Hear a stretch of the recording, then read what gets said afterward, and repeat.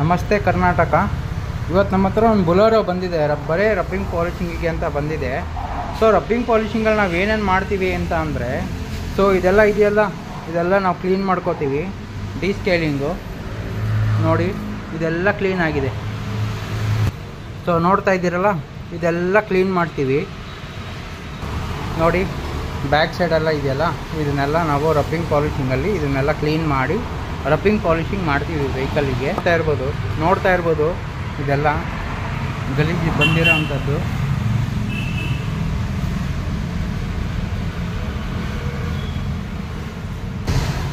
ನೋಡೋಣ, rubbing polishing ಆಗುತ್ತೆ. So finishing video ನಾನು ಅಪ್ಲೋಡ್ ಮಾಡ್ತೀನಿ.